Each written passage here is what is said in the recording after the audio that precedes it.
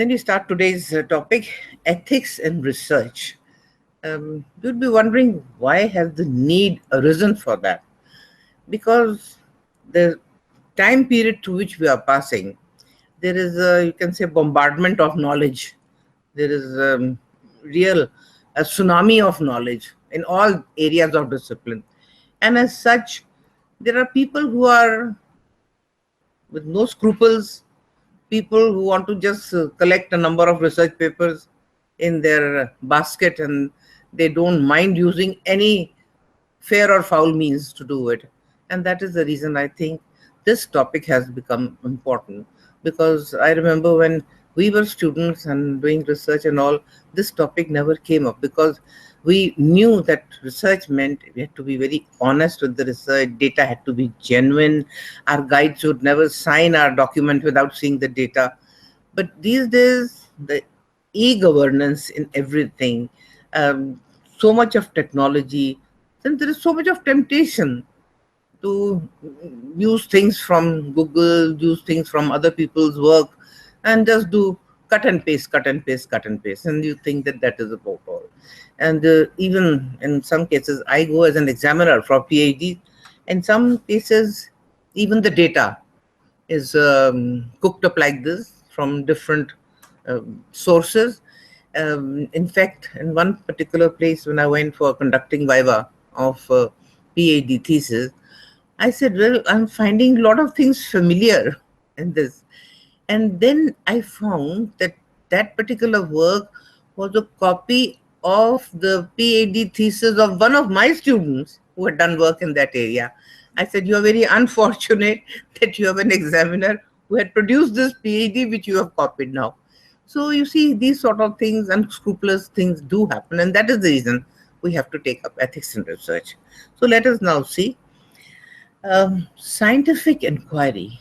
Scientific inquiry means, like yesterday we talked about that there has to be objectivity in your data processing. You have to be very careful how you prepare your designs and things like that. And like, one of the methodologies is experimental design, which we talked about yesterday. As far as scientific inquiry is concerned, man has always been eager to use some sort of scientific inquiry. Man wants to explain and understand natural phenomena in the best possible way. So many things happen around us, and we just end up with a question mark, and we don't know how to cope with those situations. In fact, I was reading somewhere about tides. When you go to sea beach, there are tides. But there is one phenomena which is connected with the tides, and that is the full moon. And in our Shastra, we find this reference given that पूर्ण चंद्रमा के साथ जो पानी की स्थल होते हैं वहां पर उबाल आ जाता है, टाइड्स आ जाती हैं. And people used to wonder क्यों ऐसा हो रहा है, but now they have done research and they have found, yes, the tidal waves do go up during the time when there is full moon. आप भी कभी फुल मून के time पे जाके अगर देखें समुद्र के किनारे, तो आप देखेंगे हाँ, टाइड्स का जो हाइट है वो बढ़ जाती है उन दिनों में. Now from that, a very interesting thing came, because in psychology we do a lot about abnormal psychology. Now, one thing was very interesting that appeared in mental hospitals, in some mental hospitals, that some patients would become more violent when there was full moon. And people were wondering, doctors were wondering, why is that happening? Why is that happening? And then somebody said that, look, when there is full moon, the tides go up. And something must be happening in the body which is being affected by the full moon. And then they realized that in our body, 70 to 80% is water, all the blood that flows, and maximum blood is in your head. So when the moon is full, there's attraction of that water also, and the patient becomes more violent. Now, this is inquiry. Patients were reflecting angry behavior, and they were aggressive, and they were violent. And then this made a question mark for the doctors, and then they went into this sort of a research. Then there is reliance on empirical evidence. Yesterday we talked of empirical evidence and empirical and empirical. So that comes here again. These things will keep on repeating again and again. There's evidence or personal experience for scientific inquiry. Now here, there's a reliance on empirical evidence, yes, but empirical evidence also is based on personal experience, your personal observation. If you recollect yesterday, I talked of qualitative research where observation was there, was a field observation, field studies were there, observations were there. Now, in those observations, can't there be bias, individual bias? You are interested in something, you will see things according to what you are interested in, and that will create bias. So first of all, you have to purge yourself of that bias to be able to do pure scientific research. Then the inquiry in due course of time, see, this inquiry began right from the time of Aristotle, Plato, Socrates, the old stalwart philosophers. They were the ones who were doing a lot of this work. And then gradually it kept on increasing, and then it became a systematic and logical. And when we talk of logic, we talk of inductive and deductive logic. I don't know whether you heard these two words, inductive and deductive logic. I think my audience majority is engineers, and you can't do maths without, you can't do engineering without maths. Now in maths, it's pure deductive logic. You keep on deducing things from the upper premise. I'll give you a concrete example because I think illustrations help in understanding much better. In deductive logic, there is a general premise, and then certain deductions are made from that premise. For example, now the generic statement can be all crows are black. Do you agree with me? कौवे काले होते हैं कि नहीं होते? Okay, all crows are black. This bird is a crow. Therefore, this bird is black, and it is black. This is deductive. Now think of this in maths. When you do geometry, don't you do QED? Don't you write down and then therefore this is this? The deductions that you make. These are logical and these are scientific. Now, in induction, the process is the other way around. In deduction, there is convergence. In induction, there is divergence. In divergence, what will happen is, another example I'd like to give to you. We'll say, she is a human being, he is a human being, he is a human being, you are all human beings. And through ages, a person who is born dies. All people who were born, they died. Mahatma Gandhi was born, he died. Nelson Mandela was born, he died. Kennedy was born, he also died. Mother Teresa also passed away. Lord Krishna also passed away. All persons who are born, jatasya hi dhruvam mrityum, this is said in Gita also, that the person who is born will die ultimately. Okay. Now, you say, okay, 1% dies, 2% died, 3% dies. Okay, then I'm also a human being. What will happen to me? I'll also die. Okay. Now, from different centers where people were born, ultimately they died. Now we convert this into deductive logic. This was induction. From many evidences, you came to a conclusion that this. Now the general term over here would be all men are mortal.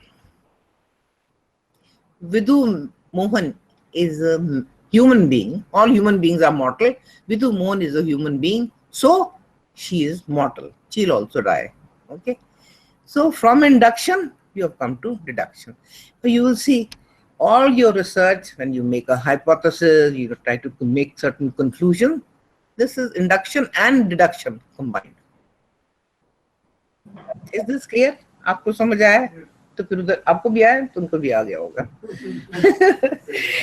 I am making this induction. जो मेरे सामने बैठे इनको समझ आ गया तो आपको भी आ गया, क्योंकि आप जब बोलते हैं तो मुझे समझ नहीं आता, आपकी साउंड इतनी गड़बड़ होती है वहां. Now, method of science. Again, some repetitions from yesterday have to be taken because we have to see where we are going unethical. बात तो ये है ना कि unethical कब हो रहे हैं. Identification and definition of the problem. If you remember the model that I showed with the circle, first thing was the scientific inquiry. You begin with the problem. ऐसा क्यों हुआ? Why did this thing happen? Formulation of a hypothesis.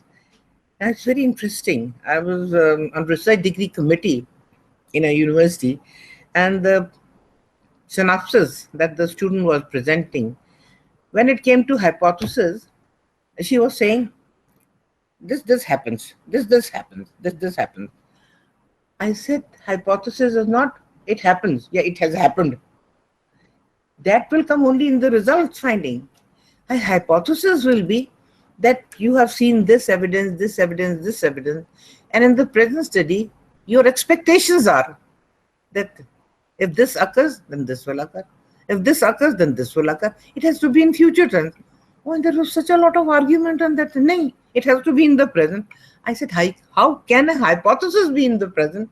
This is something news to me. Then I checked with many authorities in this area, including Professor Tulsi, the director of this. He's a very learned person as far as research is concerned. So she said, आप तो कुछ ठीक कह रहे हो जो बात कह रहे हो. And then I checked with other people also. मेरी एक वाकई में जो इंटरनेशनल जर्नल की एडिटर हैं, तो मैंने उनसे पूछा, भाई आप तो एडिट करते रहते हो, क्या ये प्रेजेंट में देना चाहिए? कहते नहीं, प्रेजेंट में देखिए, एंड में तो ये देना चाहिए ना कि this is the expectation out of the study. आप ये तो नहीं कह सकते कि इस स्टडी में ऐसा हुआ है, इस स्टडी में ऐसा हुआ है. You can't say that. ऐसा होगा. That will be your hypothesis. Then collection of data. What tools you are using? Are you keeping total integrity over there? वहाँ भी ethics आपकी आती है. Now, yesterday I think somebody was trying to ask me a very strange question about emotions and suicide. I wanted to ask counter question that does experimental method involve suicide and emotions? My topic is not related to that, but the question was there. So whatever you are doing must have relevance to your point of argument, whatever you are doing. And then your data collection has to be very meticulously safeguarded from any spurious matter, or if your tool is not proper, it can lead to a lot of problems for you. And then formulation and conclusion. Then you've done analysis, statistical analysis, but statistical analysis must lead to some sort of conclusion. Now again, I'd like to give you an example of one researcher. This particular person had submitted her PhD thesis, and the title said the study, the present study is to see the differences between this and this. Okay, differences. But when I went through the result analysis, I found that she was doing correlations, she was doing regression, she was doing factor analysis, and also T-ratio and also ANOVA. Now I said, maybe in your master's paper of research methodology, you did correlation and you did factorial designs also. But do you bring all that hodgepodge together in this particular thing? Your title says you are studying differences between these two groups. So where will the correlation come? Am I correct? Correlation kahan se aayega? Now, people just think that because SPS 7 is available to us, just fill in the data and ask the SPS to do anything. And SPS will do anything. But SPS is not your master. If you use SPS 7 as your assistant, things will be better. But when that becomes your master, then you start doing all these funny things. And then, of course, I thrashed out all the correlational part. I said, there was no need for you to waste so many pages and so many efforts to do the correlation because it is not relevant. It's not giving any sense to the work. You are looking at differences and you are giving correlations over here. Then verification and rejection of the hypothesis or acceptance of the hypothesis. Now, usually, my teachers and teachers before them used to say that it is better to use a null hypothesis than a directional hypothesis, because in null we are taking a two-tailed test. When we are doing any analysis, we are taking both sides of the normal probability. They are the two-tailed test. But when we are doing directional, either we are taking the plus side or we are taking the minus side. So it is one-tailed test. So null hypothesis is always mm, more scientific, you can say, but that doesn't mean rule out directional hypothesis. Yes, if you have studies which are going beforehand and they are giving a certain consistent trend, there is no dichotomy about the results or there is no diversity about results, then yes, you are legitimately authorized to use one tail test. You can use directional hypothesis. Now, prerequisite of scientific research. What all do we require for a scientific research? This is where your ethics would come in. Diligence. Diligence means hard work. You have to be committed. You have to be really involved with that and work for that. Like yesterday, I told you, gave you example that when we were research scholars, our guide was an animal psychology expert. So we had to watch the rats and count their evolutions even at 12 o'clock at night. Okay. Other people will say, हम क्यों 12 बजे तक बैठे, हम तो 5 बजे तक बैठेंगे और भाग जाएंगे इसके बाद. No. But the continuity of research goes on. If you have put something for some scientific experiment in chemistry, you can't say कि जी मैं तो वो बर्नर बंद कर दूंगे और अब कल फिर शुरू कर लेंगे इसकी टेट्रेशन. That you can't do. You have to continue. रात को बैठ के भी देखना पड़ेगा तो देखना पड़ेगा. So diligence. Then meticulousness, systematicness, planning पहले होनी चाहिए. सारा कुछ ये होगा फिर ये होगा फिर ये होगा फिर ये होगा. And perfectionism. I remember I've produced 41 PhDs and my students used to say, ma'am is perfectionist. हम पागल हो जाते हैं मैम के साथ रह के. काटा मारती रहती हैं. मैंने कहा कोई बात नहीं, जब ये काटे मर के तुम्हारा थीसिस निकलेगा तो तुम वर्ल्ड में टॉप पे जाओगे जैसे तुम्हारी मैम गए. And I am very happy to say to you. अभी परसों चौथी मेरी एक स्टूडेंट हैं, वो नर्स वहाँ पे एक्सेल राय की टॉपर थी. उनका नाम है doctor Anita Madhok. She came to me and she had an MBA. She got married. She had 2 children, and she was very disappointed that now she can't go to industry. Man, don't look backward at all. For a person like you and with your intelligence and acumen, do PhD in the area of organizational behavior. So I made her do work in organizational behavior, and today she is the director of Open Spaces. आप अपना Google में जाइए, open spaces खोलिए. And 3 days back she wrote to me that she and a few others have compiled a book on manager as a coach, which is the new concept. And this concept also I started way back about 35 years ago, that the future of industry is manager as a counselor. So I'm very happy that, somewhere they have continued the work and they have got to perfectionism. And with her work, she went to Harvard to deliver a lecture there. And that perfectionism, because my students used to say, ma'am एक chapter को जब खोल लेती हैं, देखना check करना शुरू कर देती हैं, लाल कर देती हैं. एंड आई सेड, एक चीज तुमको बताऊं कि जब मैं अपना भी लिखती हूँ कुछ, मैं अपने आप को भी लाल कर देती हूँ. तो then they felt very happy कि खुद को भी करेक्शन करती रहती हैं.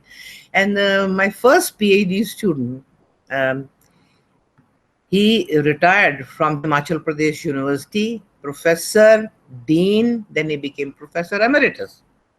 And he used to say, madam जनवरी के महीने में पसीना निकाल देती हैं करेक्शन करवा के.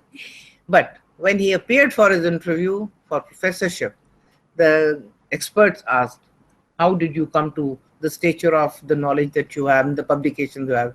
He said, whatever I am because of my guide, Professor Radu Mohan. Now imagine how much satisfaction that gave me, how much of pride that gave me. ऐसे मेरे students हैं, और भी मेरे students हैं इस तरह के जो international level पे आए. यहीं पे हैं doctor Suman Verma. She also is at the international level. So but they all went through that gruel of Vidhu Mohan's perfectionism. Correction karo, phir correction karo, phir correction karo. Because my guide also was very perfectionist, Dr. late Dr. this thing. And without this, you can't really reach the heights where you want to go. Then logical reasoning and interpretation. अभी हमने logic की बात की है कि नहीं? Your deduction should be correct. अगर आपकी premise ही गलत है, तो deduction भी गलत होगी. So you have to be very careful. What is your premise? What are the earlier findings through which you are trying to deduct your conclusion? इसमें भी some people say भाई इधर उधर का गोलमाल कर लो और काम चल जाएगा. That then they are called. Like I gave you the example of fossil case. वो fossil वाला पकड़ा गया फिर. Then painstaking observation. This is very important कि आप जब data collect कर रहे हैं, it has to be very painstakingly data collection. I'll give you again an example of not my student but another person's student.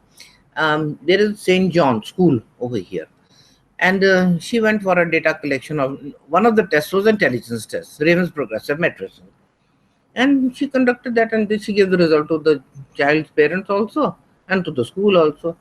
And the school said, my God, this child is mentally challenged, because his score was very low on Raven's progressive matrices. I think only 29 or 30 out of 60.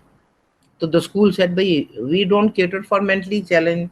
And he was in the 9th grade and he was doing perfectly okay. He was getting first class. Nothing of the sort. The parents, somebody told them, जाकर Professor Midhu Mohan से मिलो. So they came to me for counseling and all. मैंने बच्चे से बात करी. मैंने कहा बात तो बिल्कुल ठीक ठाक कर रहा है. He is not mentally challenged at all. इसको mentally challenged कैसे कह दिया? I said, I don't bother क्या उसने कहा है. I will give my own test. I gave him Raven's progressive matrices only. And when he was doing, he said, but auntie, ये तो पेज था ही नहीं. ये तो पेज था ही नहीं. Out of 60 pages, about 20 pages were missing from the booklet which he had given. Now, this is not fair. You give a test which is incomplete and then you declare the child as mentally challenged and school वाले उसको निकालने को फिर रहे हैं. Is this ethics? You have to check each page.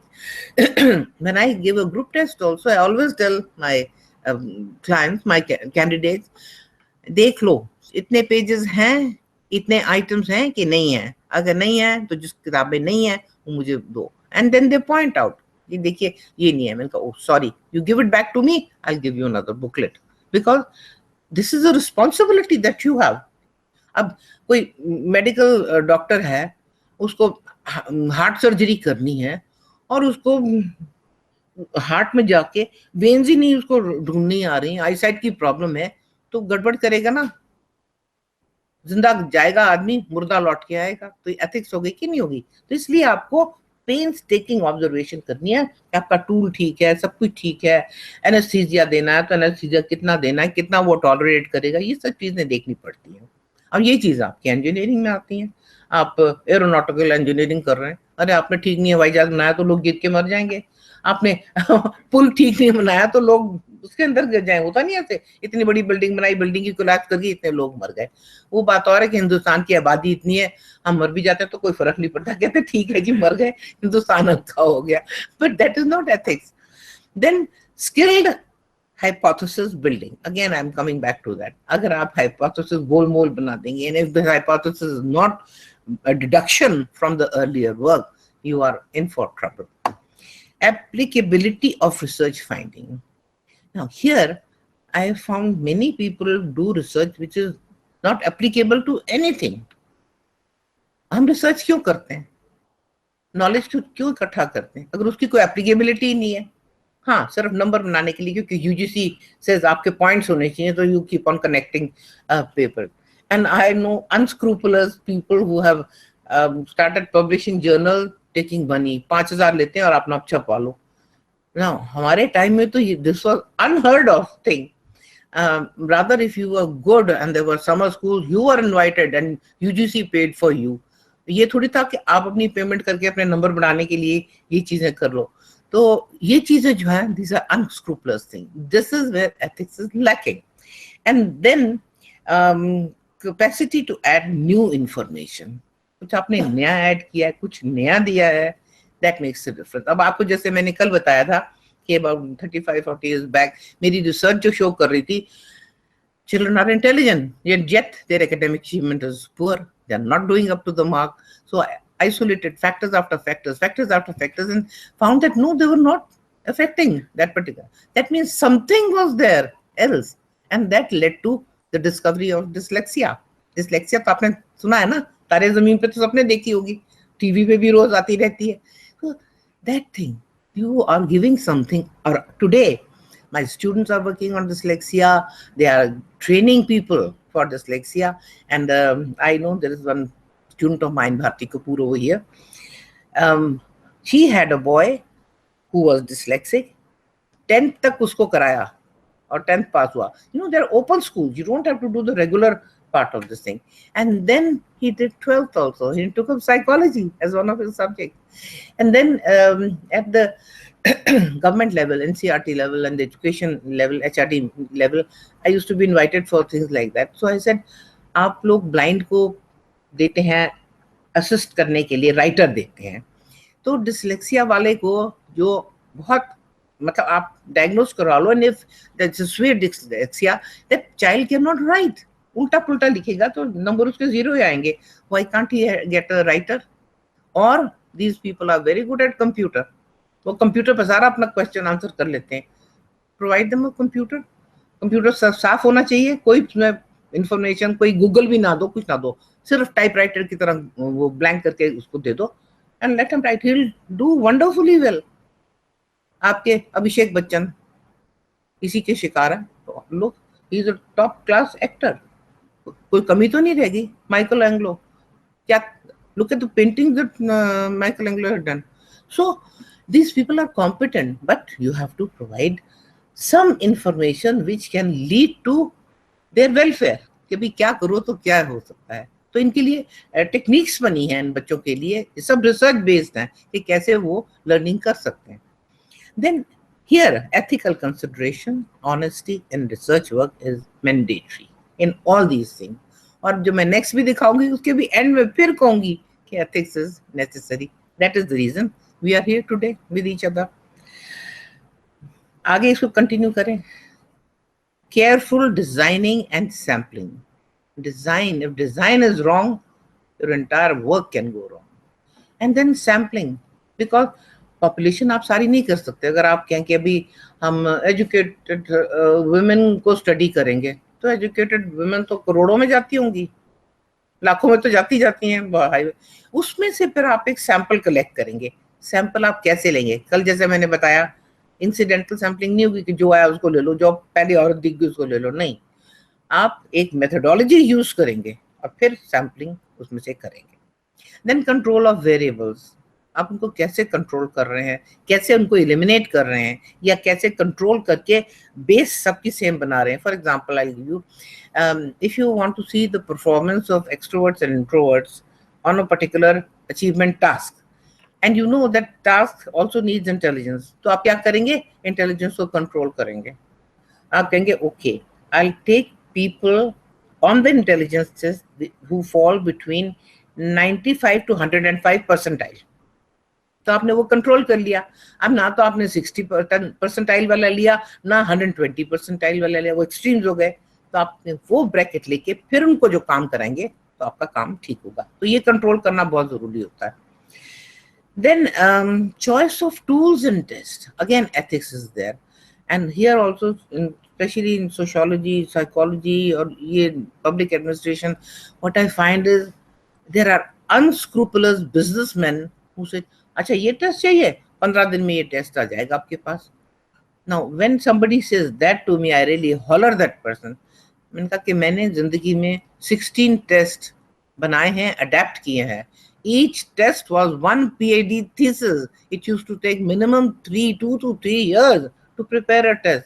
आप पहला try out देते हो, फिर उसको करते हो, स्क्रीन करते हो, आइटम एनालिसिस करते हो, सारा कुछ करते हो, फिर सेकंड ट्राई आउट देते हो, फिर उसको देते हो लार्जर सैंपल पे, फिर उसकी रिलायबिलिटी देखते हो, फिर उसकी वैलिडिटी देखते हो, फिर नॉर्म्स बनाते हो. इतना सब कुछ करने में कितना टाइम लगता है? By the time you finish, you have collected data on at least 1000 people, और तब जाके आपका टेस्ट वैलिड होता है, रिलायबल होता है, जिसको आप यूज कर सकते हो. But people what do. I remember एक रिसर्च पीएचडी की रिसर्च कर रही थी। मैंने कहा ये टेस्ट कहाँ से लिया है, what is the reliability and validity? ये जी ट्रिब्यून में आया था तो हमने ले लिया। मैंने कहा ट्रिब्यून में आया एक वैसे ही डायलॉग टाइप का टेस्ट और तुमने उसको दे दिया। और टेस्ट किस पे था? हस्बैंड एंड वाइफ की, ताकि हस्बैंड वाइफ को कैसे ट्रीट करना चाहिए। तो मैंने कहा वो आपने ट्रिब्यून में से लेके दे दिया, कोई स्टैंडर्डाइजेशन नहीं की, कुछ टूल को नहीं किया, कर दिया। मैंने कहा ये तो आप बेड़ा कर दोगे, सारे हस्बैंड रोएंगे, कल को तुमको सू कर देंगे, ये किया क्या है तुमने। तो ऐसी सी चीजें कर देते हैं लोग। Then precision in data collection, वो फिर वही जो एग्जांपल मैंने दिया है, precision data collection is that when you are doing data collection it should be precise. वहाँ चीटिंग नहीं चलनी चाहिए, एक दूसरे से बातें नहीं चलनी चाहिए। और somebody one of the say subjects is feeling nauseated या sick, तो वो उसको बाहर आप रखेंगे उसमें से। Even the person is not feeling well and it's an ability test, you can't do the test on that. मेरे पास I am a person who does aptitude testing and total complete profile of a child for career counseling. 2 दिन लगा के करती हूँ, 6-7 घंटे लगा के करती हूँ। And I tell the parent the child should come in the morning, latest 10 o'clock. When the child is fresh, he should have had a good sleep. खाना खुना खिला के लाइए, फ्रेश हो बच्चा, तब वो टेस्ट करेगा। बिकॉज एबिलिटी टेस्ट में अगर मैं दिन के 3 बजे उसको टेस्ट कराना शुरू करूं तो ऐसे ऐसे करके सो रहा होगा, तो जब वो सो रहा है तो टेस्ट थोड़ी ठीक करेगा। इसलिए तो मेरे पास लोग भाग जाते हैं, क्योंकि कहते हैं मैडम को 500 का जाओ, फिर उसके पास फिर उससे करा के जब डिससेटिस्फाइड होते हैं फिर मेरे पास आते हैं। मैंने कहा पहले ही आ जाते तो जिंदगी ज्यादा संवरती। तो ये चीज जो है बहुत इम्पोर्टेंट है कि आप मर्सनरी होके या किसी चीज की वजह से आप इस तरह की चीजें मत कीजिए। And develop a scientific temper, आप अपने आप को ऑब्जेक्टिव बनाइए, ओपन टू न्यू आइडियाज बनाइए, and that makes a lot of difference, lot of difference. Sometime people say कि आप इतनी सीनियर हो फिर भी आप लोगों की बात सुन लेती हो। मैंने कहा मैं सीनियर इसीलिए हूँ क्योंकि मैं लोगों की बात सुन लेती हूँ। अब कहते जैसे कुछ भी कहा कि ये इस हाइपोथेसिस वाला ही है, तो मैंने सब लोगों से, कई लोगों से पूछा। कहते मैडम आप तो खुद रिसर्च मेथोडोलॉजी कराते हो। मैंने कहा हाँ कराती हूँ, ये चीज मुझे लग भी रही थी, फिर भी I want to have a second opinion also भी, कि आप क्या सोच रहे हो उसके बारे में, सो दैट अब आपने कंफर्म कर दिया, now I am confident, now will go ahead. इसी तरह मैं स्टूडेंट्स को भी ये कहती थी। हमारे टाइम में तो जो मेरे पहले स्टूडेंट थे वो तो हाथ से ही निकालते थे सारा कुछ। मैंने कहा जो एक बार सारा आपने एनालिसिस कर लिया उसको बंद कर दो, फिर डेटे को फ्रेश एनालिसिस करो। अगर वही रिजल्ट आता है, टैली करता है, तब वो मानने वाला है, अदरवाइज नहीं। अब कंप्यूटर मिल गया है, एसपीएस 7 मिल गया, तो अब देखिए स्टूडेंट क्या करते हैं, वो पूरा जन्म पत्रा मेरे पास ले आते हैं। एंड जैसे मैंने कहा कि because I have worked with my hands with the data, the raw data, तो मैं तो डेटा देख के ही मुझे पता चल जाता है कि ये क्या क्या आएगा। तो एक लड़की आई ऐसे जन्म पत्रा लेके पूरा, और जो निकाला मैंने कहा ये तो किसी हालत में स्टेटिस्टिकली सिग्निफिकेंट आ ही नहीं सकता, तुम्हारा कैसे आ गया? और 0.001 पे सिग्निफिकेंट निकाला हुआ। मैंने कहा ये कैसे निकाल दिया? आई एम रियली सरप्राइज, ये गलत किया है। नहीं मैडम गलत कैसे किया, कंप्यूटर ने निकाला है, मैंने हाथ से थोड़ी निकाला है। मैंने कहा ठीक है, अब तो ऐसा करो, पहला काम करो, go and check your data, what have you punch. तब पंचिंग कार्ड होते थे। मैंने कहा देखो जाके पंचिंग क्या करी है। पंचिंग में पता चला जहां 0-1 लगाना था उसने 1-0 लगाया है। अब आप सोचिए 0-1 और 1-0 में कितना फर्क है, तो नेचुरली रिजल्ट तो फर्क होने ही थे। तो इसलिए you have to be very very scientific in your data analysis and perfectionist. घड़ी घड़ी इसको टेस्ट करके देखो ये चीज है कि नहीं है। और मुझसे इसलिए भी डरते थे, मैं कहती थी सारा डेटा लेके मेरे सामने लाओ, क्योंकि मुझे पता था लोग नकल मार के डेटा कर लेते हैं, चीटिंग करके डेटा कर लेते हैं। मैंने कहा साइन तो करूंगी, डेटा मेरे सामने होगा। तो मेरे स्टूडेंट जितने भी 41 निकले, सारों का डेटा जेन्युइन डेटा है। Then again above all ethical consideration and honesty in research is required. ये कुछ चीजें नहीं हो सकती जब तक आप खुद ईमानदारी से काम अपना ना करें। किसी चीज में भी ईमानदारी करनी आपकी जरूरी है। अगर आप पेरेंट्स हैं तो वहां पे बच्चों के साथ ईमानदारी करनी जरूरी है। मैं कई पेरेंट्स नहीं करते, आप हैरान होंगे। Why ethical guidance.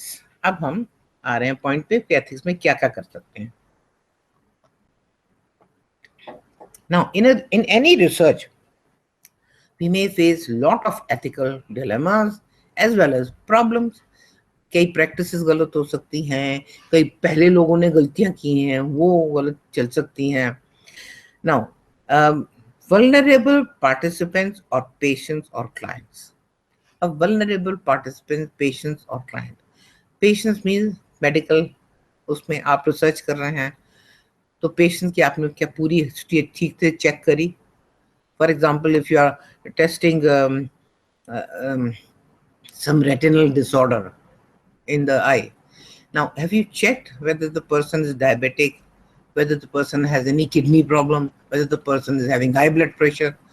This human body is one. Now, if you are diabetic, retinopathy can take place.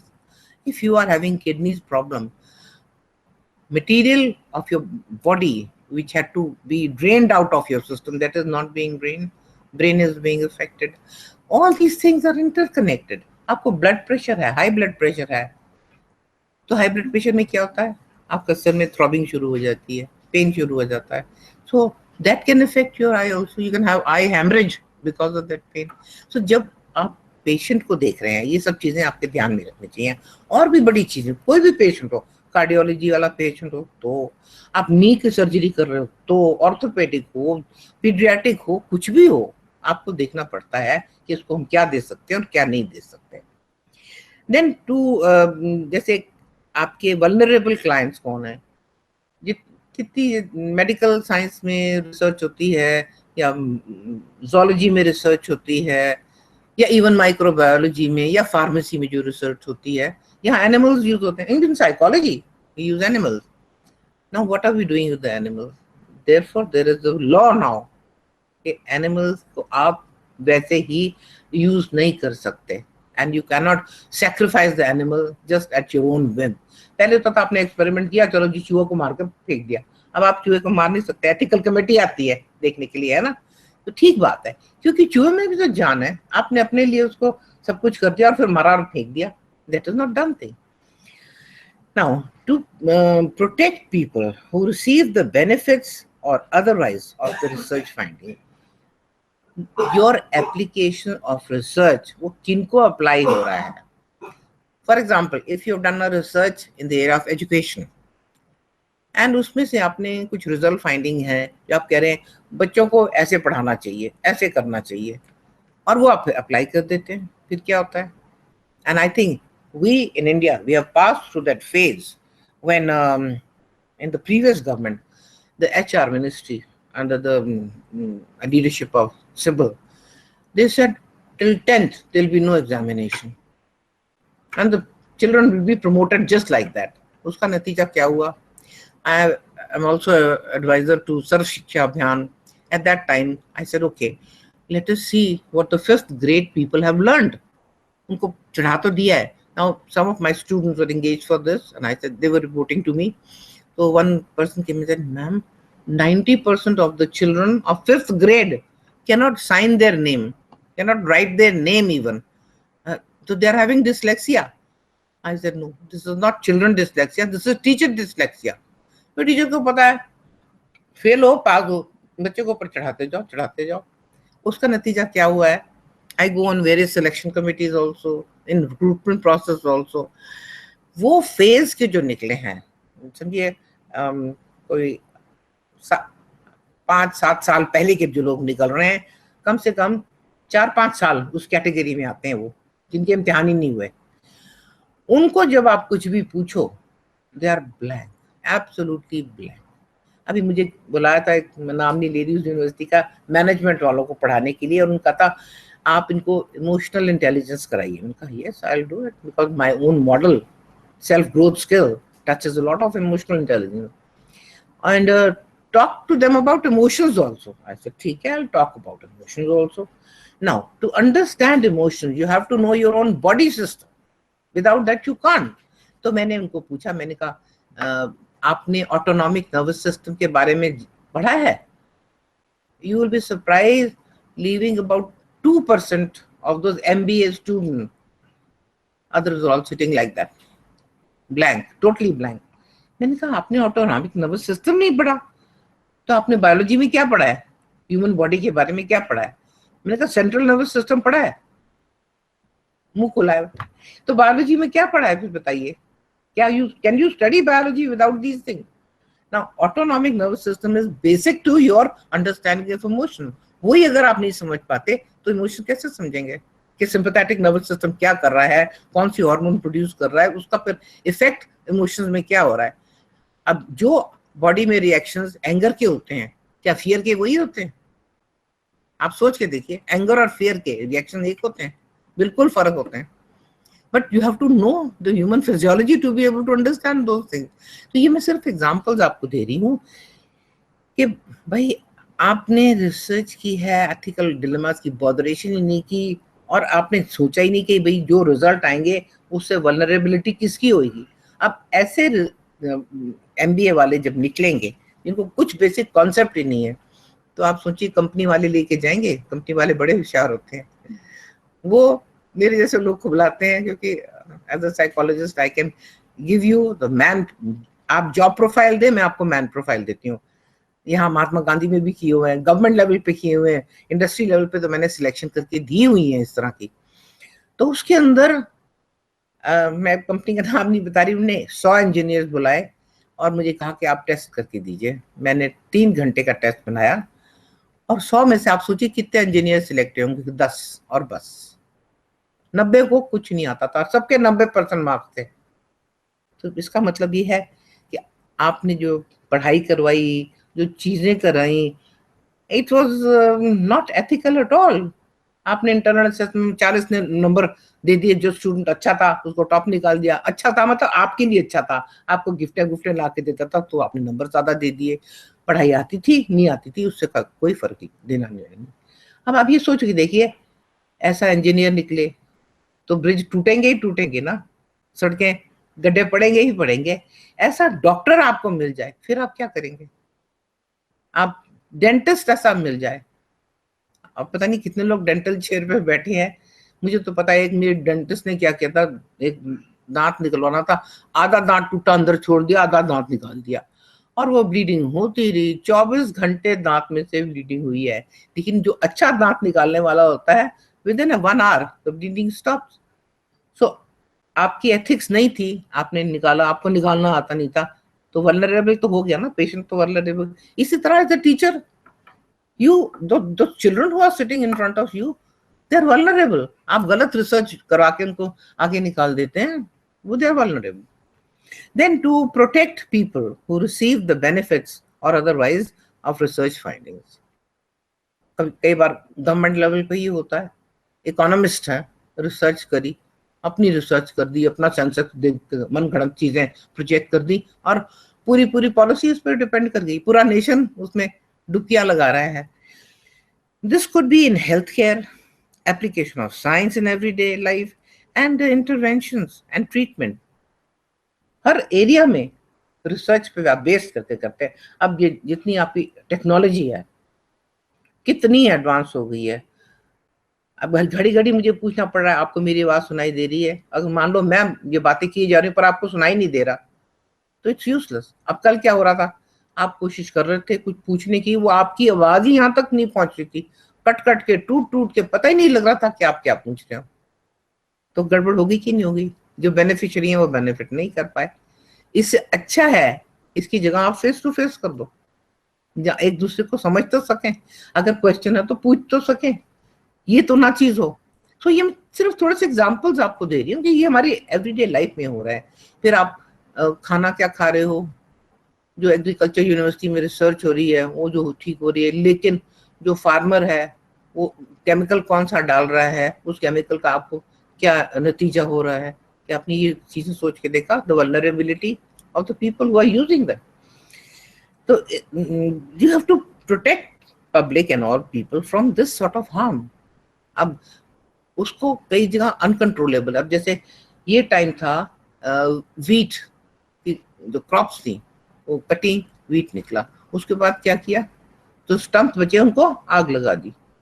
आग लगाने के बाद वो धुआं कहाँ आया? हमारे शहरों में आया। शहरों में जो एस्थमेटिक थे वो पीजीआई पहुंच गए या हॉस्पिटल पहुंच गए।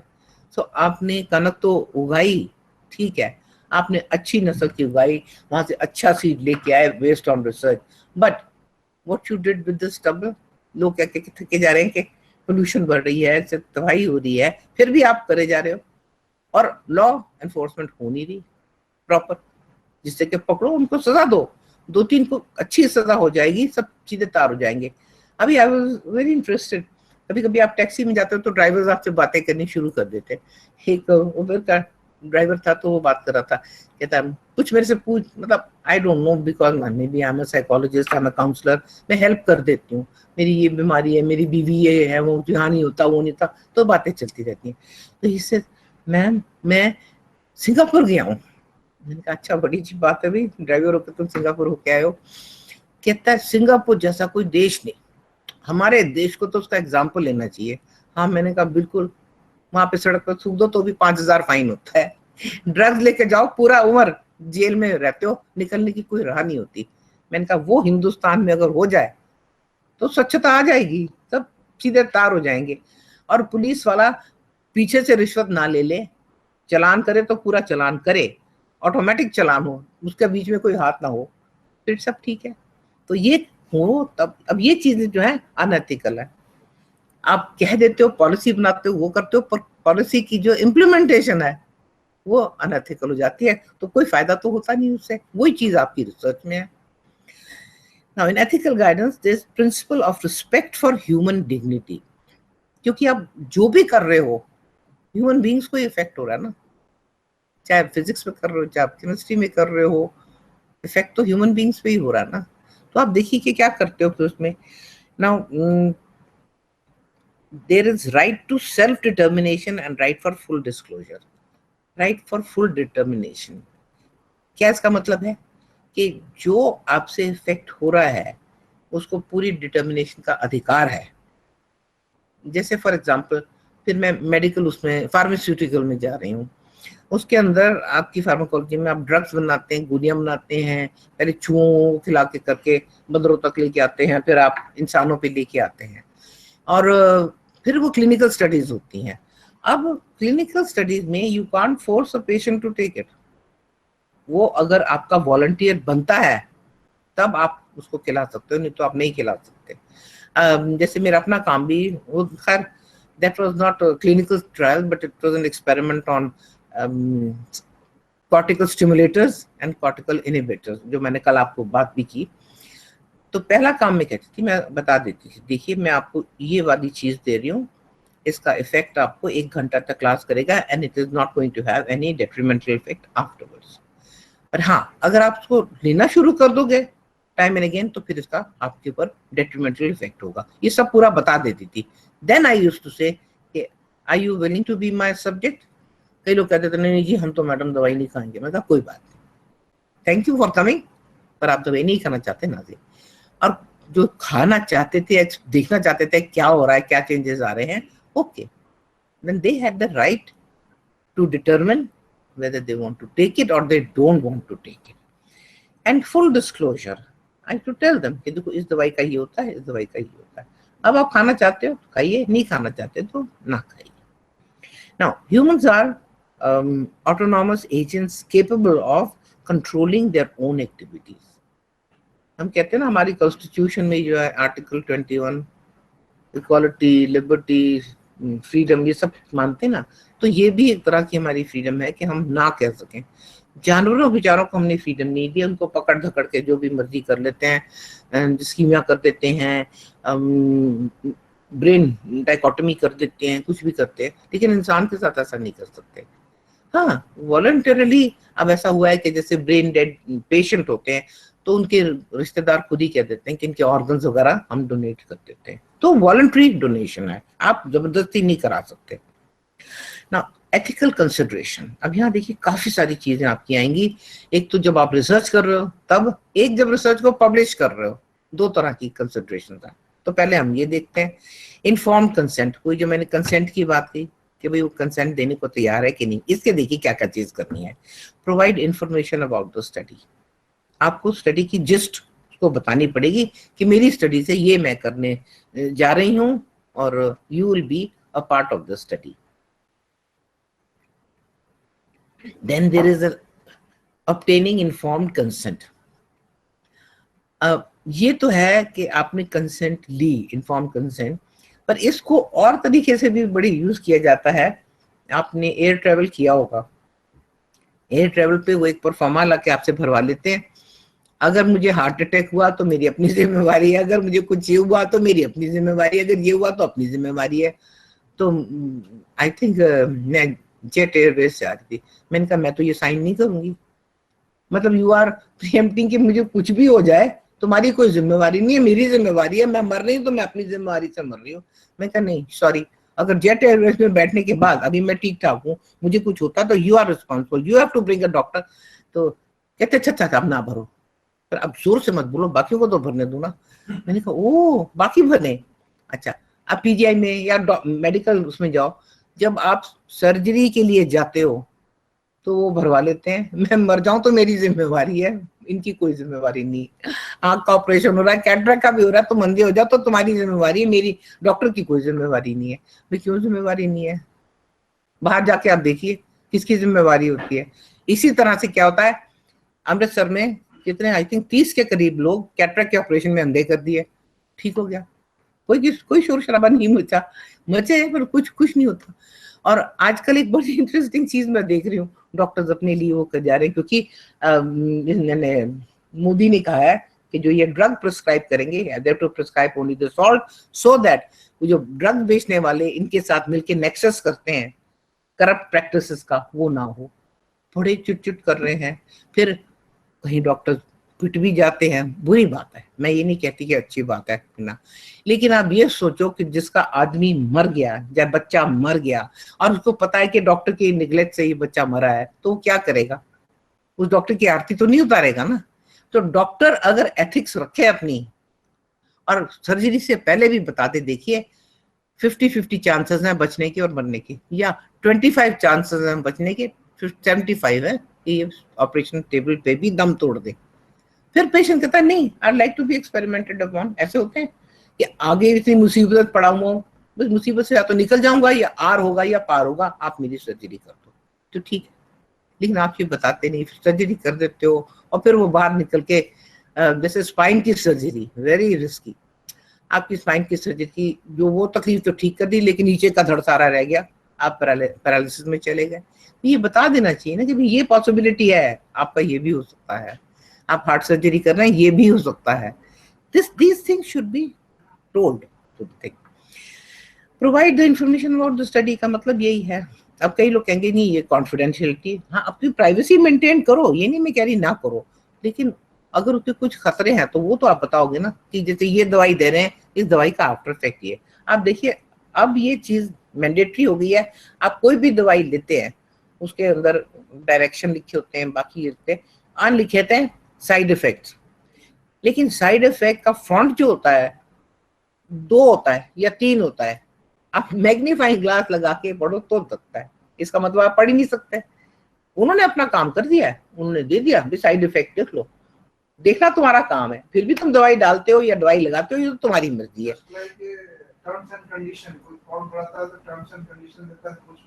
हाँ वो बहुत छोटा होता है।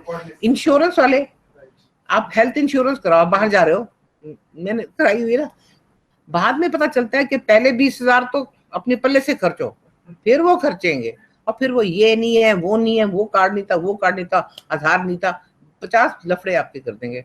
फिर बाद में मैंने तो देना ही बंद कर दिया, मैंने कहा अगर वहां जाकर अपने डॉलर्स करके इलाज कराना है तो क्या फायदा, करा लेंगे वो, चलो, या अपनी दवाइयां साथ बांध के लेके जाओ।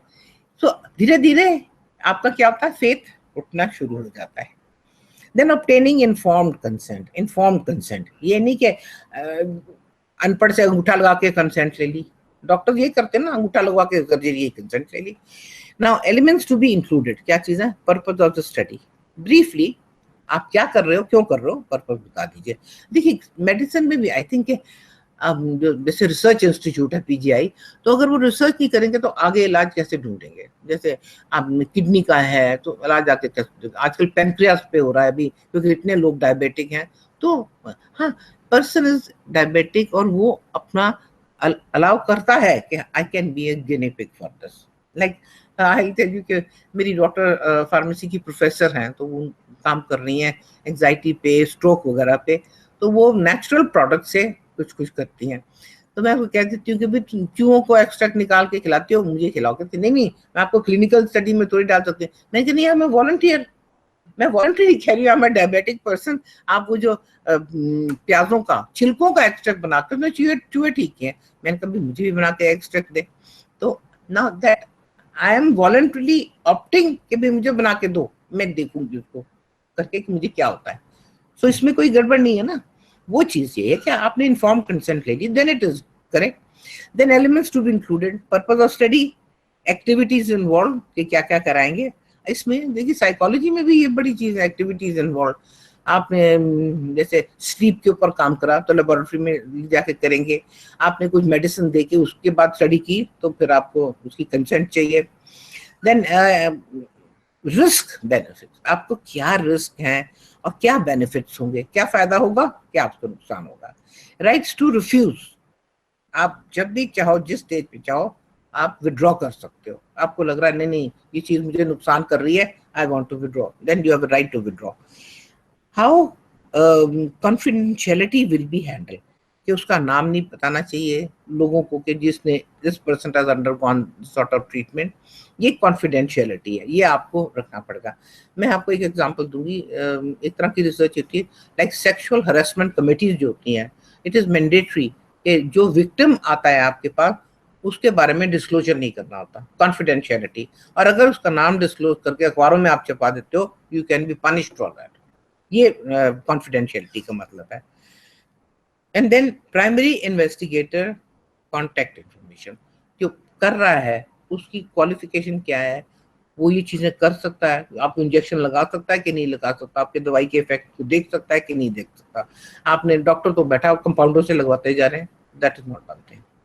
Then signature alliance for participant and research, कि आपने जो सिग्नेचर किए हैं उनको आप किस तरह रिवोक कर सकते हो, किस तरह उसमें से बाहर निकल सकते हो, ये पॉसिबिलिटी सारी इनकी होती है।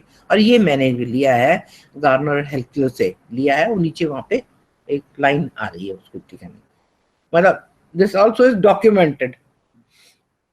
और देन एथिकल कंसिडरेशन कंटिन्यू, ये उन्हीं का गार्नर का कंटिन्यू कर रहा है। इन्वेजन ऑफ प्राइवेसी, क्या आपकी प्राइवेसी को इन्वेड कर रहे हैं, क्या आप आ गए तो आपके हस्बैंड क्या कर रहे हैं, आपकी फलाना क्या कर रहा है।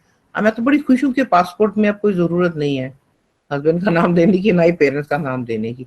उस वजह से ही लोग आपको होल्ड बैक कर लेते थे। तो Sushma Swaraj has done something very good. हाँ, हो सकता है कि लोग इसका नाजायज फायदा उठाएं। Coercion to participate, you force people. अब जैसे आपके स्टूडेंट्स हैं तो आपको भाई डेटा तो भरना ही भरना है, ये मेरी रिसर्च है इसमें तुम डेटा भरो, no you can't do that. You can request them, I am doing this research, I am very happy if you are my subjects. तो आप उनकी कोएर्शन नहीं कर रहे, आप उनकी कंसेंट ले रहे हैं।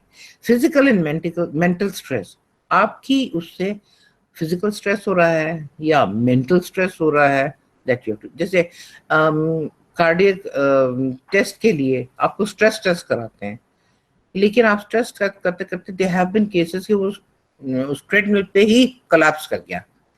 तो आपका चेकअप पूरा होना चाहिए किस लेवल तक आप जा सकते हो, मिनिमल रिस्क जो है।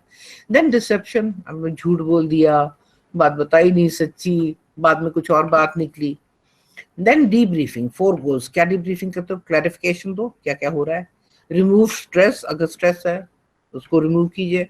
ऑब्टेन रिएक्शन, अगर कोई रिएक्शन उसके हो रहे हैं उसकी बात सुन लो।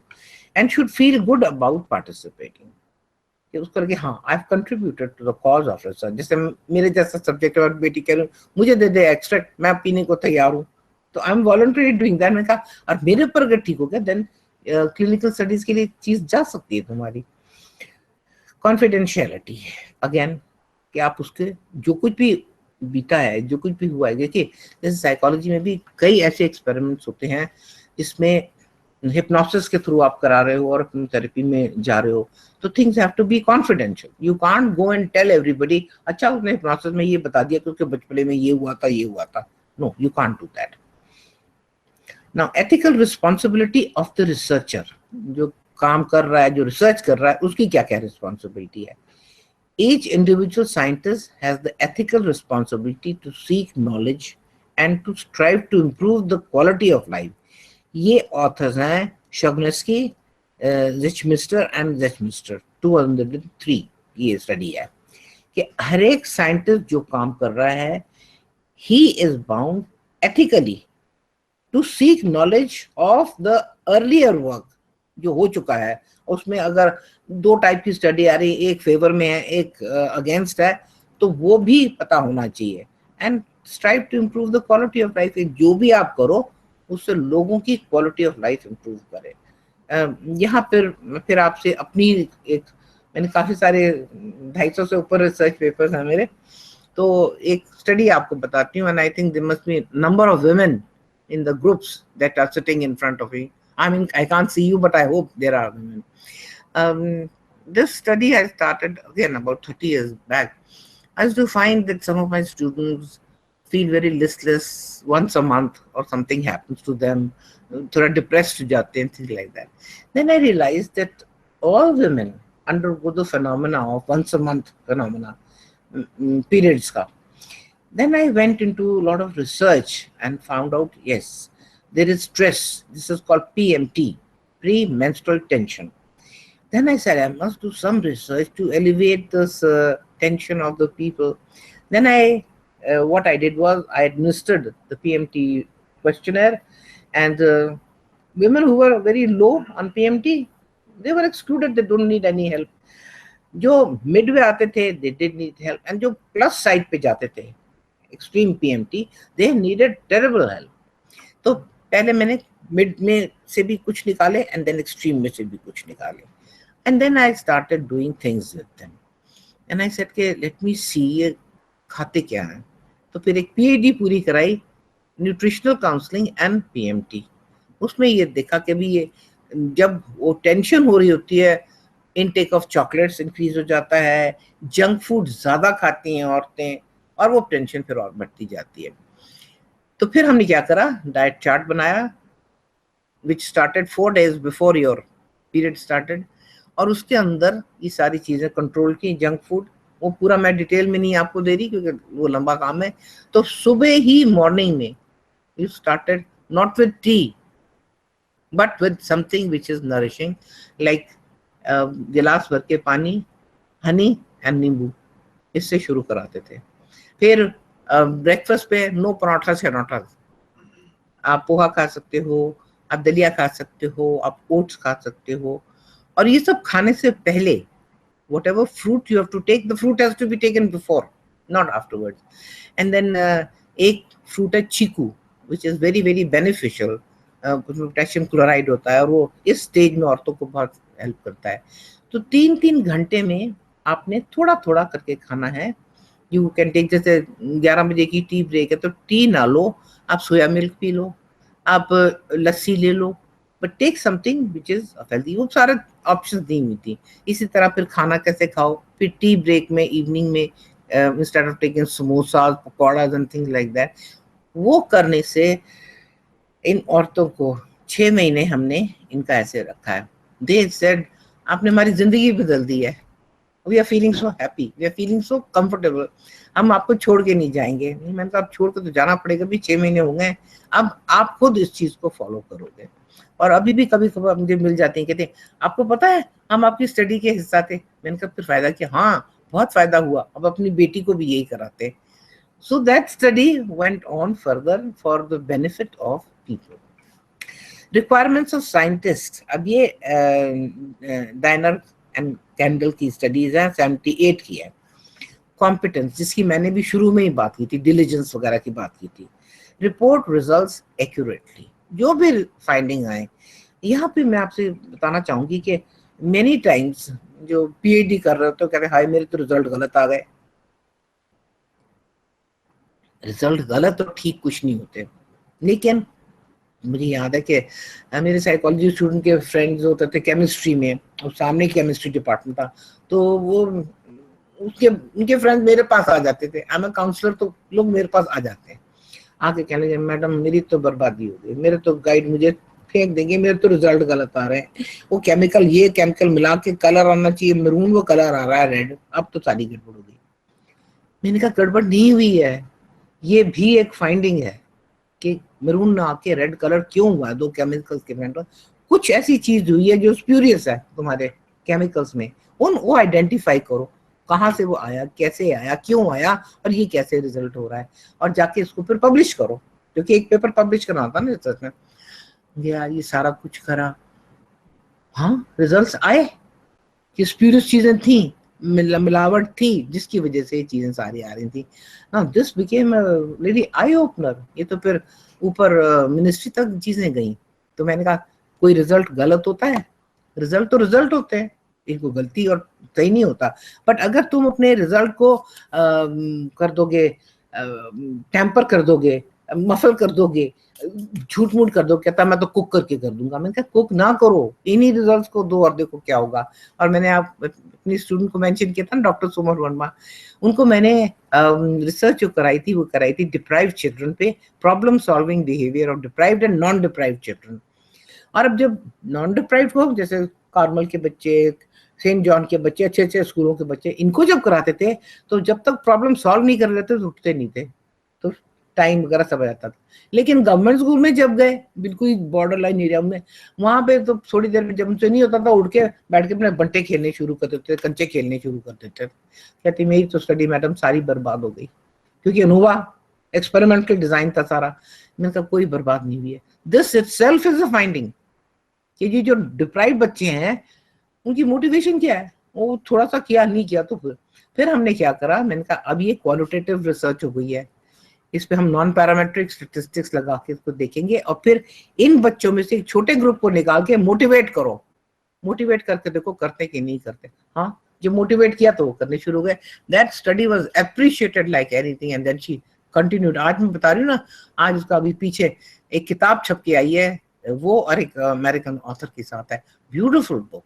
तो ऐसे ऐसे काम मतलब कहाँ से शुरू करके कहाँ तक वो पहुंच गए और अच्छा काम कर रहे हैं। और मुझे बड़ा फख्र महसूस होता है कि मेरे स्टूडेंट ने ईमानदारी से काम किया, बहुत अच्छी तरह काम किया, और फख्र होता है कि भी आगे वेलफेयर के लिए काम भी आगे चलता है। Then competence report result accurately, manage resources honestly। resources भी जो हैं आपने ईमानदारी से मैनेज करनी है। ये नहीं मैंने कुछ मिला दिया, कुछ वो कर लिया, रेवेंस प्रोग्रेसिव मेरिट इसलिए फटा तो फटाया, कोई परवाह नहीं करी। एक्नॉलेज अदर्स, जो भी आपकी हेल्प कर रहे हैं, जब एक्नॉलेज मैंने लिखते थे ना, मैंने कहा जिन जिन लोगों ने तुम्हारी हेल्प करी है उनके नाम, तो सिर्फ गाइड का नाम देने से काफी नहीं होता। Then consider the consequences. What will be the consequences of your research? What are you doing? Speak out on the societal concerns related to what you are doing, your expertise. अब societal concern, इसका भी मैं आपको example देती हूँ। मेरा एक काम है जो फेमिनिन वर्थ के ऊपर है, because I found that when I'm doing gender sensitization, women themselves disparate themselves, अपने आप को हीन भावना में डाल लेते हैं, लो सेल्फ एस्टीम होती है। So I said, let me now do work and find out what are the parameters on which this low esteem comes. तो ये सर्वे किया, सर्वे करके टेस्ट बनाए, पीएचडीज भी कराई इसमें। लेकिन जिस मैं आपको बता रही हूँ क्या था, 13 वेरिएबल्स हमने आइडेंटिफाई किए। उन 13 वेरिएबल्स में एक ये था, फॉर एग्जांपल, पहला बच्चा बेटा होना चाहिए या बेटी, औरतें खुद कहती थी बेटा। एक और उसका आइटम था, पहला बच्चा कोई भी हो, डजंट मेक एनी डिफरेंस, उसको कोई टिक नहीं करता था। इसको टिक करते थे कि पहला बेटा होना चाहिए।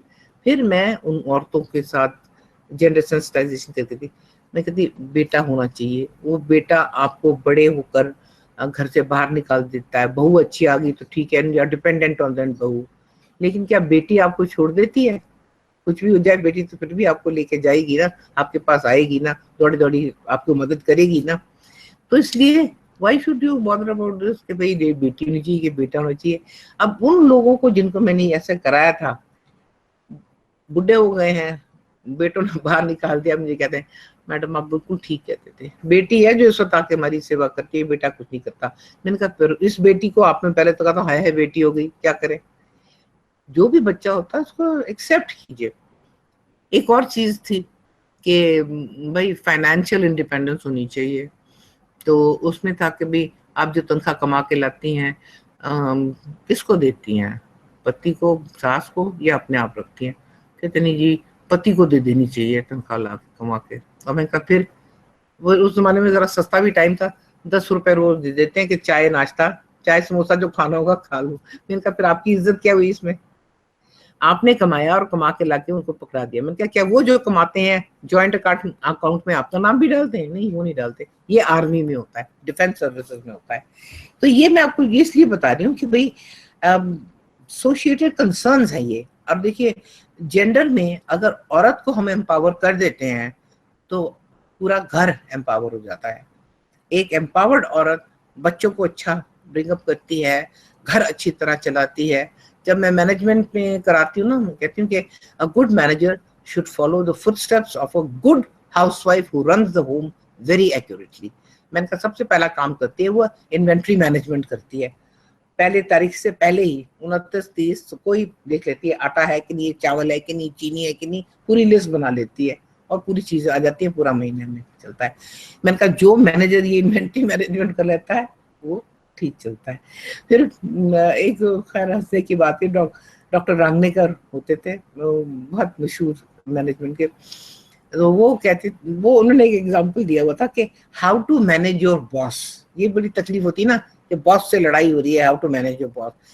तो वो कहते थे बॉस की ईगो जो है ना वो सेटिस्फाइड रखनी चाहिए। अब वो कैसे सेटिस्फाइड रखे, उनका एक एग्जांपल दिया। एक उनका फ्रेंड था, बहुत सीनियर मैनेजर, ये वो सारा कुछ। वहां उनके पास जाते थे, सुबह बैठ के चाय वाय पीते थे, गप्पे शप्पे मारते थे। तो कहते थे वहां अक्सर मैं देखता था, थोड़ी देर बाद वो आ जाती थी, उनकी मिसेस कहती थी अरे देखिए ये बोतल नहीं खुल रही, प्लीज उसको खोल दीजिए ना।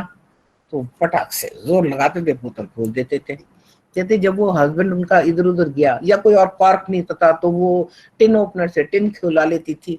तो जब गए तो कहती, उन्होंने पूछा आपसे ये बोतल खुलती नहीं थी? खुलती थी तो आप तो अपने हस्बैंड के लिए क्या है? मैं कह रहा, मैंने जब कहा ये खुलती नहीं है और आप खोल दो, उन्होंने खोल के कितने उनके चेहरे पे खुशी आई। कहते हाँ खुशी तो आई। कहते यही तरीका है, अब मैं कुछ भी काम सीरियस भी करवाना होगा मैं ऐसे ही करवा लेती हूँ उनसे। बोतलें बोतलें खुलवा के, कॉर्क खुलवा के, टिन ओपनर खुलवा के, and then he feels happy managing the ego of the boss. This is just an joke, ये कोई रिसर्च वर्क नहीं है, थोड़ा सा आपको खुश करने के लिए कह दिया है मैंने। Problems with attaining informed consent, उसमें क्या क्या प्रॉब्लम आ सकती है? स्टडी की वैलिडिटी कॉम्प्रोमाइज हो सकती है, उसमें जो पार्टिसिपेट कर रहे हैं उनके साथ दिक्कत हो सकती है। For example if you are doing work on children, children may not be able to give a voluntary consent or informed consent on what you're trying to do. In that case, it is their guardians who will give consent for the child participation. Then assent from participant like animals. अब वो कैसे देंगे assent? वो तो नहीं दे सकते।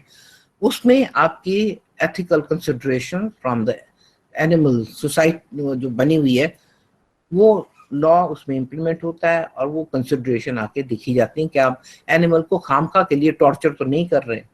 Study में जितनी जरूरत है उतनी करो, उसके बाद एनिमल को फ्री छोड़ दो, उसको सेक्रीफाइस करने की कोई जरूरत नहीं है। मतलब ये ल्यूडिकरस केसेस इन्फॉर्मेशन है कि ये फनी चीजें भी क्या होती है। No more than minimal risk, ज्यादा रिस्क ना लेने, इसलिए मिनिमम इंफॉर्मेशन दो। Waiver will not adversely affect rights welfare. ये क्या कि हम ये वेवर कर दें तो आपके ह्यूमन राइट नहीं इफेक्ट होंगे, मतलब गप मार दी आपने। Then research could not be feasibly started out otherwise, अगर आप ये नहीं दोगे तो हम रिसर्च ही नहीं कर सकेंगे, हम आप पे डिपेंडेंट है। ये लुडिक्रस, ये फनी चीजें हैं कंसेंट लेने के तरीके में। Now principal of respect of human dignity, ये शुरू में मैंने आपसे बात की ह्यूमन डिग्निटी की कि एथिक्स ह्यूमन डिग्निटी को बनाए रखने के लिए कितनी जरूरी है।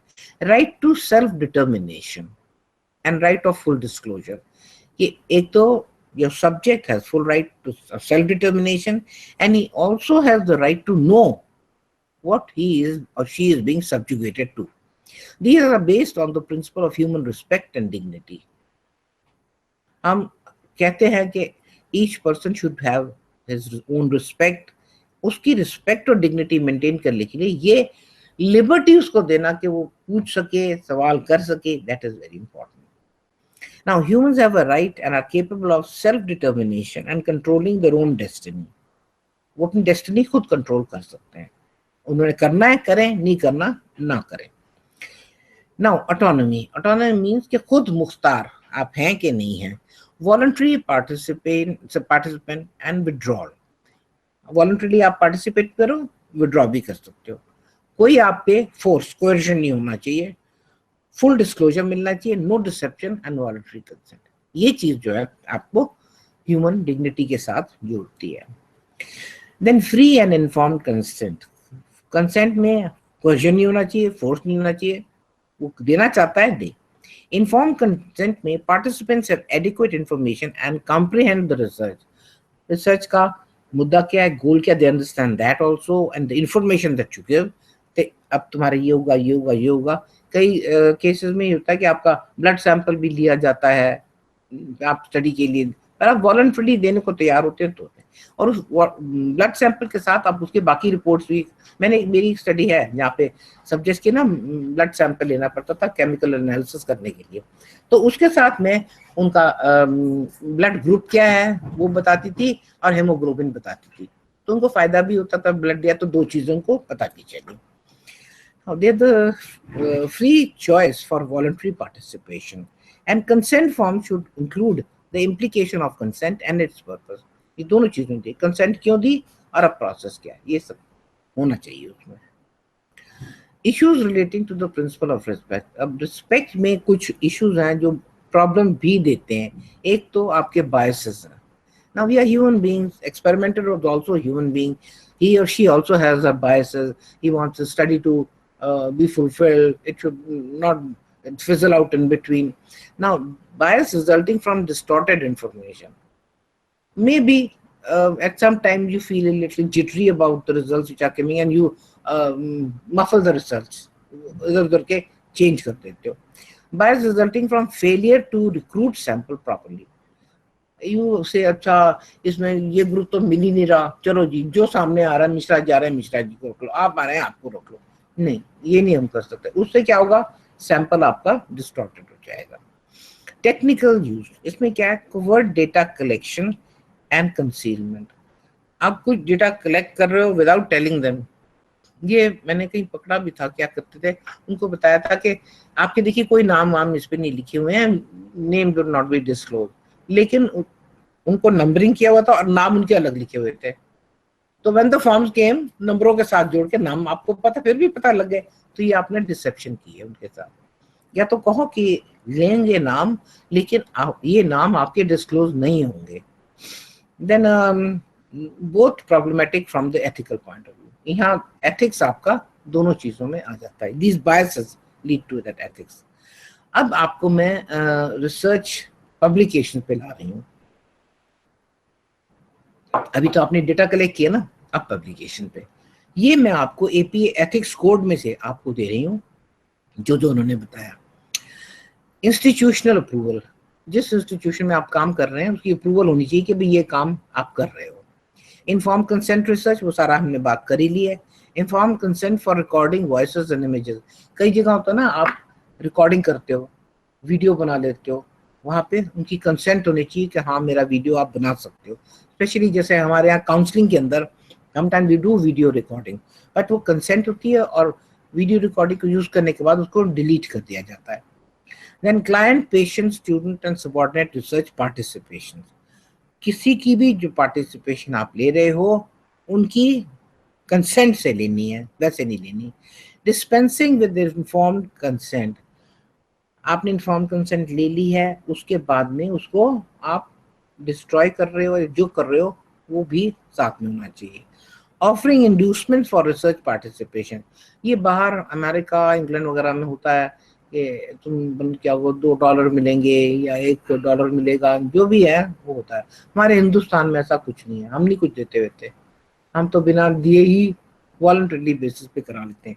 हाँ, पर मुझे लगता है कि जैसे इंडस्ट्री में शायद कुछ दे देते हैं, कुछ रिवॉर्ड, कुछ चीजें, कुछ गिफ्ट वगैरह करने के लिए। डिसेप्शन इन रिसर्च, ये मैं काफी डिटेल में आपको करा चुकी हूँ। Your research should not be based on deception whatsoever.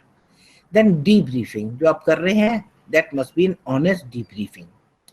Then human care and use of animal in research, human being की केयर कीजिए और एनिमल रिसर्च की केयर कीजिए। उसमें रिपोर्टिंग रिसर्च रिजल्ट, जो रिजल्ट आ गए हैं उनको मफल मत कीजिए, उनको हाइड मत कीजिए। जो भी रिजल्ट्स आए हैं, results are results, there is no right और रॉन्ग रिजल्ट, जैसे मैंने आपको पहले बताया। देन रिपोर्ट एंड हाँ, प्लेजरिज्म, ये सबसे बड़ी चीज है, क्योंकि हिंदुस्तान में प्लेजरिज्म की ही हम सहायता लेते हैं। और हमारी यूनिवर्सिटी में एक सोशल साइंसेस के प्रोफेसर थे, उनके दो पीएचडी स्टूडेंट के 100 पेजेस, 100 पेजेस टीपे हुए थे वर्बेटम, मतलब पेज से समझ लो, पेज 180 से लेके 180 तक बिल्कुल identical. This went up to the syndicate and senate and everything, censured. उनकी रिपोर्टें जो भी आई एक्सपर्ट्स को फिर भेजी गई। एक्सपर्ट ने कहा कि how can they do such a thing, this thesis can not be accepted. They were sent back to them, they had to redo the thesis and then submitted. अच्छा, अब तो ये है कि पेपर लिखो, कुछ करो, एक वो आया हुआ है प्रोग्राम, वो आपकी प्लेजरिज्म को चेक कर देता है। और बड़े मजे की बात है कि एक जगह मैंने अपने ही आप को उसमें लिखा हुआ था, कोट किया हुआ था कहीं से, plagiarise from Mohan Vidu so and so. मैंने कहा, जिन्होंने रिव्यूअर ने कहा आपने, मैंने कहा वो विदु मोहन तो मैं ही हूं ना, मैं अपनी ही चीज को कोट कर रही हूँ, तो क्या करूं, लिखूं विदु मोहन ने कोट किया। तो मैं वो बता रही हूँ कि यहाँ तक वो पकड़ लेते हैं। तो we have to be very careful. Then publication credit. अब इसमें कई बार मैं देखती हूँ कि जैसे ना साइंसेस में एक का प्रोफेसर का नाम सबसे पहले जाएगा, फिर सब पूछ की तरह 5-6 नाम आ जाएंगे। नो, जिसका मेन काम है उसका नाम पहले आता है। मेरे उसमें भी आप देखिएगा, अगर मेरे स्टूडेंट ने मेरे साथ काम किया, उसने ज्यादा काम किया, मैं उसका नाम पहले डालती हूँ, फिर अपना नाम डालती हूँ। और मेरे किसी भी स्टडी में ऐसे पूछल तारे नहीं है कि 5-10 लोगों का नाम है, पर ये ऐसी चीज चल रही है। और उससे क्या होता है, जो प्रोफेसर है वो कहेगा मेरी तो 1000 पब्लिकेशन है। भाई तुमने वो गन्ने की मशीन लगाई थी रस निकालने वाली की 1000 पब्लिकेशन होगी? It's not possible. लेकिन ये ऐसी चीजें, ये भी अनएथिकल है। जो काम कर रहा है या जिसके साथ वो काम कर रहा है, जूनियर गाइड का मतलब प्रोफेसर है, एसोसिएट प्रोफेसर है, एसोसिएट प्रोफेसर गाइड है, उसने काम करा, उसने अपने दूसरे सवाल का नाम भी दे इधर दिया, और प्रोफेसर है जिसने कोई काम वाम नहीं किया उसका नाम भी दे दिया। ये नहीं होना चाहिए। I am absolutely against it. पर ये लोग जो करते हैं वो कहते हैं नहीं नहीं, वो प्रोफेसर ने उसको मोटिवेशन तो दी, उनका मोटिवेशन लेके लिए उसका नाम आएगा। मुझे याद है, I was on one research committee जिसमें ये ऐसी सी चीजें पकड़ी जा रही थी। तो हमने कहा भी कि तुमने अपनी बीवी का नाम दिया, उसने इसमें क्या काम किया, इस पेपर में क्या काम किया, क्योंकि स्टूडेंट ने प्रोटेस्ट किया कि काम सारा मेरा और बीवी का नाम दे दिया हमने। तो हमने कहा कि नहीं आप जाओ बीवी को भेजो, विल इंटरव्यू है। मैंने कहा हाँ जी, आपने क्या काम किया? बस जी चाय वाय पिलाती थी, पकौड़े खिलाती थी, और बस ये मैंने काम किया। तो हमने उनको पूछा पकौड़े खिलाने के लिए आप नाम छाप दोगे बीवी का? तो ऐसी चीजें भी होती हैं, दीज आर अनएथिकल थिंग। जिसका जितना राइट बनता है वो क्रेडिट उसको मिलना चाहिए। डुप्लीकेट पब्लिकेशन ऑफ डेटा, ये मैंने कई जगह देखा है, ऊपर टाइटल चेंज कर दिया जाता है, बाकी बीच में डेटा सारा वही होता है। This is not done thing. पर वो तो अब आजकल प्लेजरिज्म में पकड़ा जाता है। अगर आप ऊपर टाइटल दे दो बदल के और डेटा वगैरह सब वही हो तो पकड़ा जाता है। शेयरिंग रिसर्च फॉर वेरिफिकेशन, कि आपने कहा कि अच्छा मैंने ये इसलिए काम किया because I wanted to verify कि उसने जो किया वो ठीक किया कि नहीं किया। तो आपको पहले कहना पड़ता है, परमिशन लेनी पड़ती है कि मैं आपके रिसर्च को दोबारा इसलिए कर रही हूँ कि मैं आपको वेरीफाई करना चाहती हूँ। नहीं इट्स ओके। और thank you for your kind attention. अब